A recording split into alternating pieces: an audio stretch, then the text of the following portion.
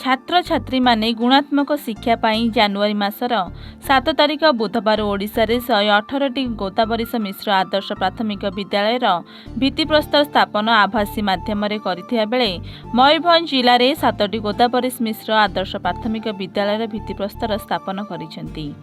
एथिरे मयूरभंज जिला विजयतला ब्लॉक अंतर्गत राईहरी पंचायत पलाशबणी उच्च प्राथमिक विद्यालय को मध्य गोदावरीश मिश्र आदर्श प्राथमिक विद्यालय रे सामिल करिथिबारु बुधवार पलाशबणी उच्च प्राथमिक विद्यालय रे प्रधान शिक्षक चंद्रभानु सेठी तत्वावधान में एक भित्तिप्रस्तर स्थापन उपलक्षे एक उन्नतीकरण कार्यक्रम अनुष्ठित हो जाइछि।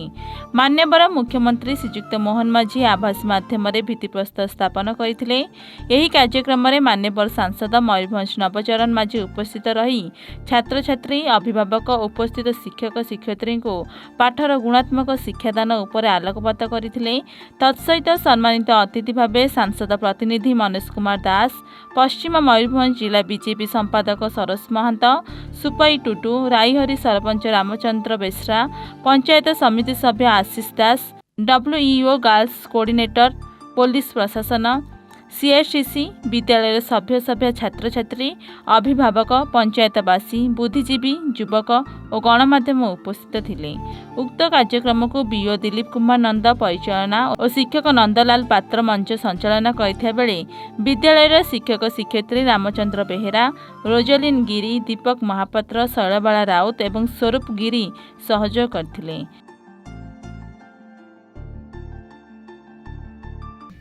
आज आम विद्यालय गोदावरीश मिश्र आदर्श प्राथमिक विद्यालय भित्ति स्थापन करागला।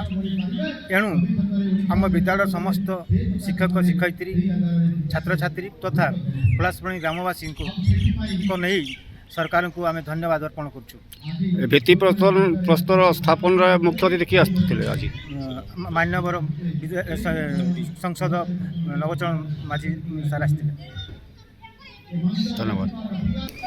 आज आमर रायहरी ग्राम पंचायत अधिष्ठ आमर पलाशबणी ग्राम गोदावरीश मिश्र प्राथमिक विद्यालय शुभ उद्घाटन होइथिबारु मोहनचरण माझी को अशेष अशेष धन्यवाद देउछि। सतीश कुमार दास रायहरी ग्राम पंचायत समिति सभ्य। आज बहुत खुशीर विषय आम अंचल पलाशबणी नोडाल उपरा विद्यालय को सरकार गोदावरी स्कूल सामिल करिथिबारु ए अंचल तरफ तथा समस्त शिक्षक अभिभावक CMC कमिटी छात्र छात्री समस्त तरफ मान्यवर मुख्यमंत्री को अशेष अशेष धन्यवाद अर्पण करुछु आम रायहरी ग्राम पंचायत तरफ।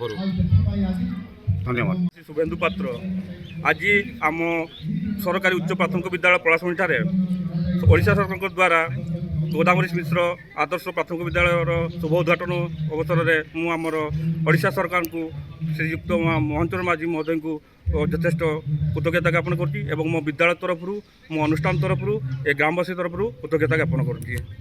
धन्यवाद।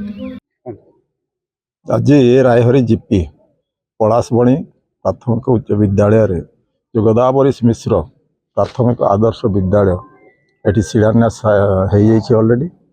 एथिरे सरकार बहुत प्रकार व्यवस्था करिसेंती एवं तांकर फंडिंग द्वारा एठी कोटी कोटी टंकार कार्यक्रम हेबो, घर हेबो, अन्य तांकर आनुषंगिक जहाँ जहाँ दरकार सब हेबो। तेणु एथिरे लाभवान ए माने पाइबे जो माने कि अधा पाठ पढ़िसेंती ड्रॉप आउट अछेंती स्कूल बिल्कुल आसी नांती सेमान को मुख्य स्रोत रे शामिल करिवार एटा गुटे उद्देश्य। काहेकि आमे पंचसखा कथा आमे कहूथिलु नीलकंठ मिश्र, गोदावरीश मिश्र, कृपा सिंधु, गोपबंधु एमाने सब मिसिक जो वन विद्या कहते तार महत उद्देश्य होची आमर ओडिया अस्मिता को बंचेगा।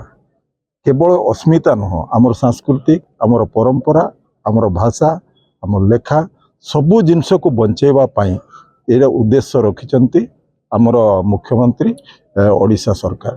तेणु गुणात्मक शिक्षा केमती आमे देई परिबा समस्त को साक्षरता स्रोतर केमती सामिल करिबा आज से उद्देश्य नहीं विभिन्न जगह आम 7टी मयूरभंज 7 गोटी जगार आज जो गोदावरीश मिश्र प्राथमिक आदर्श विद्यालय शिलान्यास हो अल्प समय पर से भिसी माध्यम कहिबे किंतु मुख्य उद्देश्य होची आमे समस्त को पाठ पढ़ेवा एवं गुणात्मक पाठ पढ़ेवा एमती पाठ नहीं आ भल देशर गोटे नागरिक आमे तैयारी करिवा जहाँ फल तांकर मनरे जागृत हेबो निजर मातृभूमि पई एवं देश पई से माने किछि निश्चित रूप से शिक्षा लाभ कला परे देश पई मातृभूमि पई से माने निश्चित रूप किछि ना किछि सैक्रिफाइस से माने करिवे एवं काम करिवे एटा ही महत्व उद्देश्य आजिकार।